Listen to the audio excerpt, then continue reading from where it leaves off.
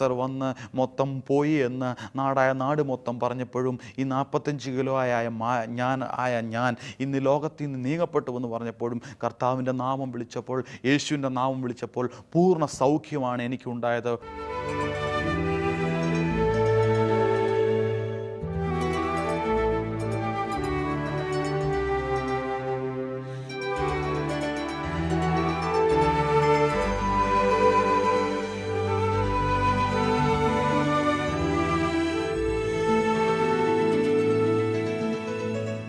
എൻ്റെ ജീവിതത്തിൽ കർത്താവ് വരുന്നതിന് മുമ്പ് ഞങ്ങൾക്ക് കിട്ടാനുള്ള പണങ്ങളെല്ലാം പെൻഡിങ് ആയിരുന്നു. കാരണം എൻ്റെ ഫാദർ ഇലക്ട്രിസിറ്റി ബോർഡിൽ ഓവർസറാണ്. അപ്പോൾ ഫാദറിന് കിട്ടേണ്ട പൈസ വരെ മൊത്തം പെൻഡിങ്ങായിട്ട് കിടക്കുമായിരുന്നു. പക്ഷേങ്കിൽ എൻ്റെ കർത്താവ് ഉള്ളത്തിൽ വന്നു.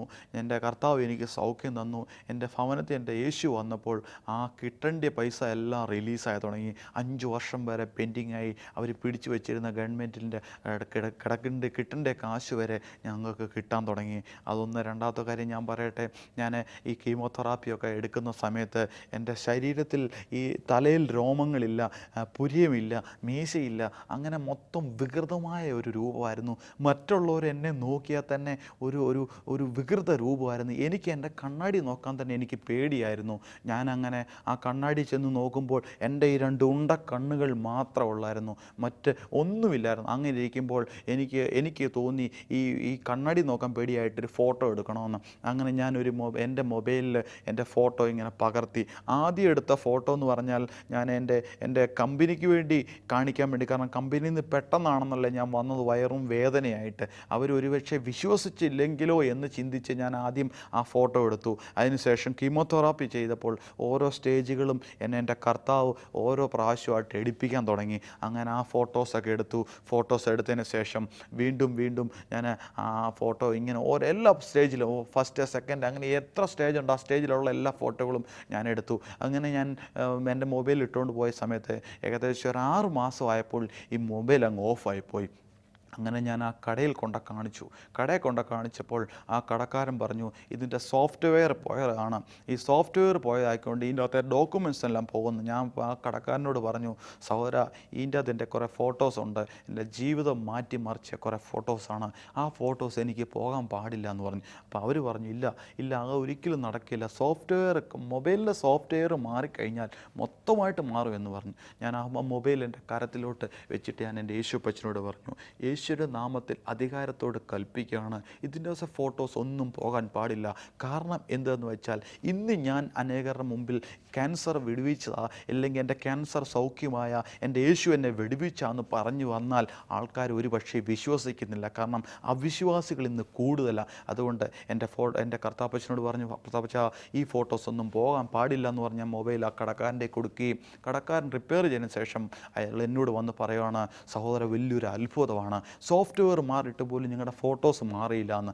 അന്ന് തന്നെ ഞാൻ ആ ഉച്ചയ്ക്ക് തന്നെ ഞാൻ ഓടിച്ചെന്നു, സ്റ്റുഡിയോയിൽ ചെന്നു അതിൻ്റെ ഫോട്ടോസ് എല്ലാം എടുത്തു. അങ്ങനെ ഓരോ ഫോട്ടോകളും എടുത്തു കഴിഞ്ഞു. അങ്ങനെ ഞാൻ എൻ്റെ ബൈബിളിൽ വെച്ച് ഞാൻ മീറ്റിങ്ങിന് പോയപ്പോൾ ഒരു സഹോദരനോട്, ഇതേ ക്യാൻസർ രോഗം വന്ന ഒരു സഹോദരനോട് ഞാൻ എൻ്റെ സാക്ഷ്യങ്ങൾ പങ്കുവച്ചപ്പോൾ ആ സഹോദരന് ഒരു ലക്ഷ്യമില്ലായിരുന്നു ജീവിതം. കാരണം വെച്ചാൽ ഈ ശരീരത്തിലായിരുന്നു, ഈ വായയുടെ ഇവിടെയായിരുന്നു ക്യാൻസർ. ആ സഹോദരൻ ആഹാരം കഴിച്ചിട്ട് 2.5 വർഷമാകുന്നു. എന്താണെന്ന് ചോദിച്ചാൽ ചവയ്ക്കാൻ പല്ലുകളില്ല. അത് ആ സഹോദരൻ ആ കയ്യിലിങ്ങനെ ഉരുട്ടിയിട്ട് വിഴുങ്ങുകയാണ് ചെയ്യുന്നത്. അങ്ങനെയായിരുന്നു ആ സഹോദരന് ഞാൻ എൻ്റെ സാക്ഷ്യങ്ങൾ പങ്കുവച്ചു. ആ ഫോട്ടോസ് കണ്ട് ആ സഹോദരൻ്റെ അവസ്ഥ മാറുന്ന കണ്ടപ്പോൾ എനിക്ക് മനസ്സിലായി, എൻ്റെ കർത്താവ് വലിയ കാര്യങ്ങളാണ് ചെയ്യുന്നതെന്ന്. ഞാൻ അപ്പോൾ തന്നെ ഓടിച്ചെന്ന് ആ ഫോട്ടോസ് എല്ലാം കൂടെ ഫ്രെയിം ചെയ്ത്, എങ്ങനെയാണെന്ന് വെച്ചാൽ ലാമിനേഷൻ ചെയ്തു.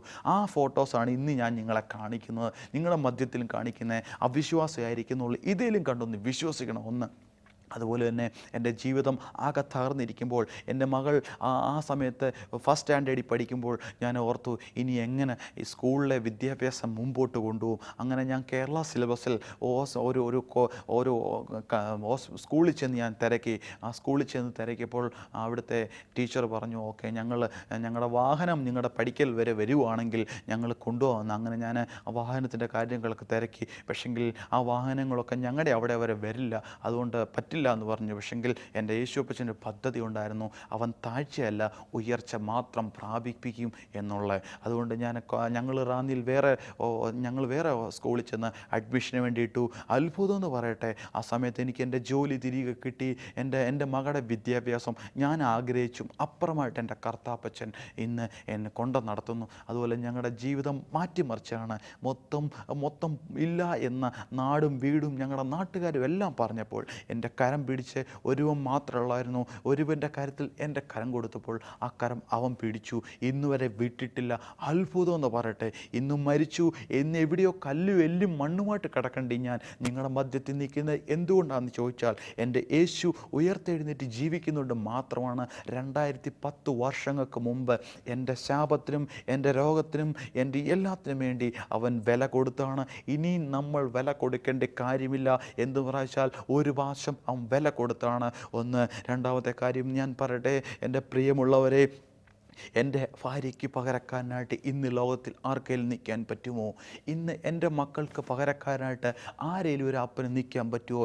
ഇല്ല. പക്ഷെങ്കിൽ ഇന്നെൻ്റെ യേശു അപ്പച്ചന് പകരക്കാരനായിട്ട് ആ യേശു അപ്പച്ചൻ 2010 വർഷം മുമ്പ് എനിക്ക് പകരക്കാരനായിട്ട് കാൽവറിയിൽ 3 ആണിമേൽ തൂങ്ങിയപ്പോൾ അവന് പകരക്കാരനായിട്ട് ഇന്ന് ഞാൻ നിങ്ങളുടെ മധ്യത്തിൽ ഇരുന്ന് സംസാരിക്കുന്നു.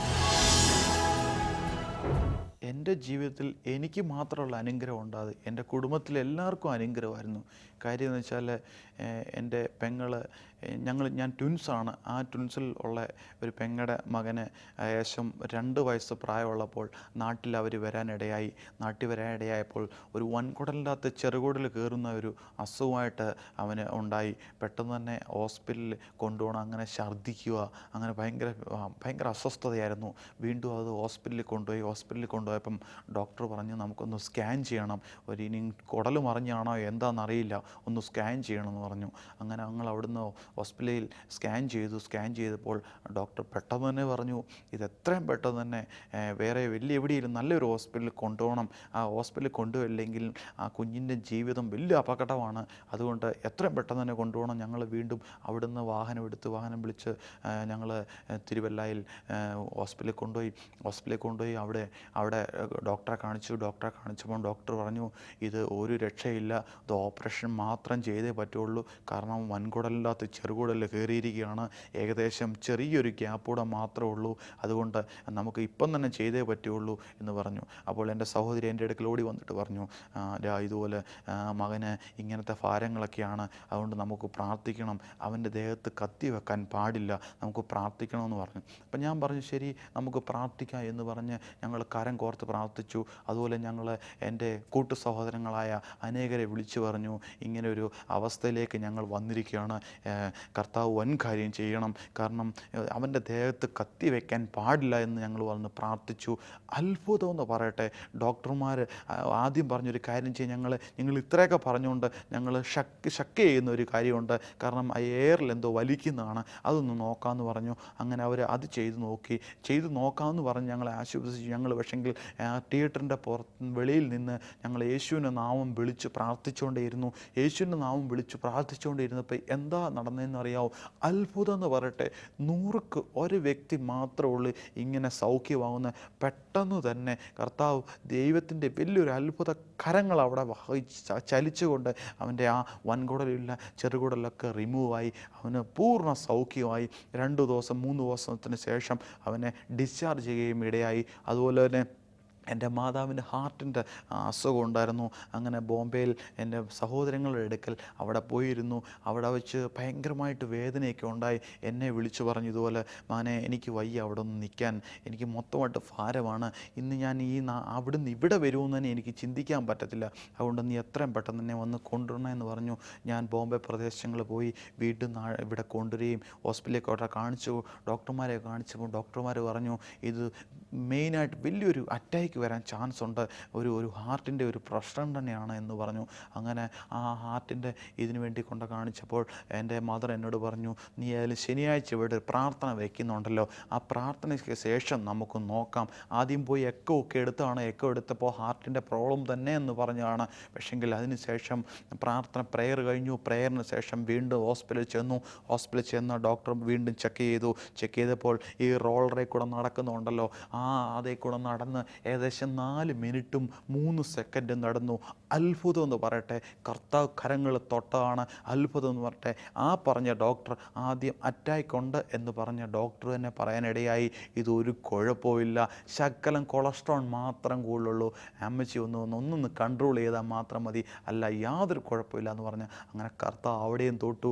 അത്ഭുതം എന്ന് പറഞ്ഞാൽ ഞങ്ങളുടെ ജീവിതത്തിൽ മൊത്തം ഇന്ന് ഞാൻ പറയട്ടെ, നമ്മൾ ക്രിസ്മസ് ഒക്കെയാണല്ലോ അടുത്ത് വരുന്നത്. ക്രിസ്മസിന് ഏകദേശം നമ്മൾ ഒരു ടി വി വാങ്ങിക്കാൻ പോയാൽ അതിൻ്റെ കൂടെ അതിൻ്റെ ഓഫറുകൾ കാണും. ടി വി വാങ്ങിച്ച വാഷിംഗ് മെഷീൻ ഓഫർ, അങ്ങനെ എല്ലാ ഓഫർ. എന്താ സംഭവിച്ചത്? അതുപോലെ എൻ്റെ കർത്താവ് എൻ്റെ ജീവിതത്തിൽ വന്നപ്പോൾ മൊത്തം ഓഫറായിരുന്നു, മൊത്തം അനുഗ്രഹം അടിപ്പള്ളവടിങ്ങി കിട്ടി. ഞാൻ പറഞ്ഞില്ലേ, മൊത്തമായിട്ട് ഞങ്ങളുടെ ജീവിതത്തിൽ അനുഗ്രഹം മാത്രമായി ഇന്ന് ഞങ്ങൾ അത്ഭുതമായിട്ട് ജീവിക്കുന്നു. ഞങ്ങളുടെ നാട്ടിൽ അയിരൂരിൽ തന്നെ വലിയൊരു അത്ഭുതമായിട്ട് മാറിയാണ്. ഇന്ന് ഞാൻ ക്യാൻസർ മരിച്ചു, ഞാൻ ജീവിക്കുകയാണ്. ഇന്ന് എൻ്റെ കർത്താവിൻ്റെ കൃപയാലാണ് ജീവിക്കുന്നത്. ഇന്ന് എൻ്റെ ഭവനത്തിൽ എൻ്റെ മദർ, വൈഫ്, 2 മക്കൾ, ഞങ്ങൾ എല്ലാവരും കൂടെ താമസിക്കുന്നു. കർത്താവ് അത്ഭുതകരമായിട്ട് ഞങ്ങളെ വിടിവിച്ചത്. ഇന്ന് ഞാൻ നിങ്ങളോട് പറയട്ടെ, ഭൗതികമായും എല്ലാമായിട്ടും എന്നെ എൻ്റെ കർത്താവ് നടത്തിയപ്പോഴും ഇന്ന് എൻ്റെ യേശു ആരാന്ന് എനിക്ക് അറിയാനിടയായി.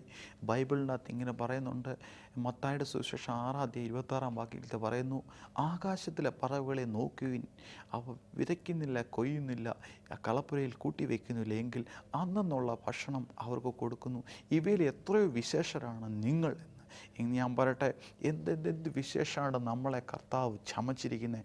അത് കഴിഞ്ഞ് താഴോട്ട് വായിക്കുമ്പോൾ പറയുന്നുണ്ട്, വയലിലെ പുല്ല് ഇന്ന് അത് വളർന്നു നാളെ ഉണങ്ങിപ്പോവുമെങ്കിൽ അതിലും വിശേഷരോ നിങ്ങൾ എന്ന് എൻ്റെ കർത്താവിനെ അത്ഭുതകരമായിട്ട് ഞങ്ങളുടെ വീടിനെ നയിക്കുന്നത്. ഇന്ന് ഞങ്ങൾക്ക് സന്തോഷകരമായ ഒരു ജീവിതമാണ് എൻ്റെ കർത്താവ് തന്നത്. ഇത്രയും നല്ല കർത്താവിനെ നിങ്ങളും അറിയണം. നിങ്ങളുടെ ജീവിതത്തിൽ എൻ്റെ കർത്താവുമായിട്ടൊരു ബന്ധമുണ്ടെങ്കിൽ ഇതുപോലെ സന്തോഷം അനുഭവിക്കാൻ